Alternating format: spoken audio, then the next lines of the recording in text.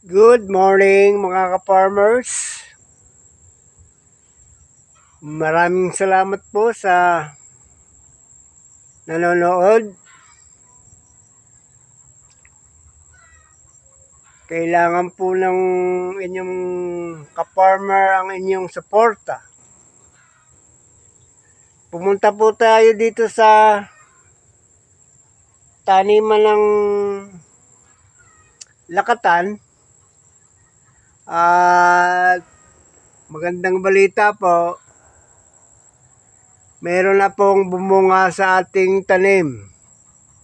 Ito po, may puso na siya at may apat na piling na nakalabas. So palagay ko meron pa mga 7 sigurong piling ito. Ito po ay tinanim ko noong Pebrero. Ngayon po ay hanggang November ay 9 months na po ito.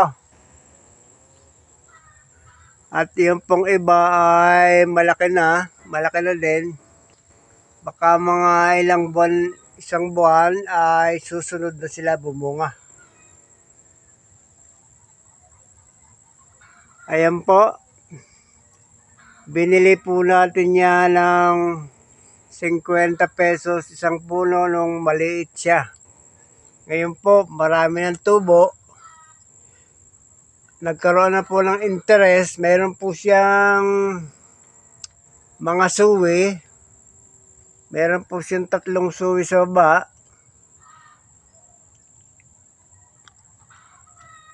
Na pwede na rin itanim pag gustong ilipat, pwedeng ilipat.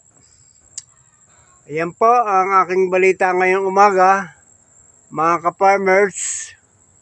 Tanim po lamang ng tanim at darating po na tayo ay aani. Magandang umaga po at maraming salamat sa pagtangkilik, panood at sana mag-subscribe pa yung iba kong ka-farmers dyan. Thank you very much and good morning.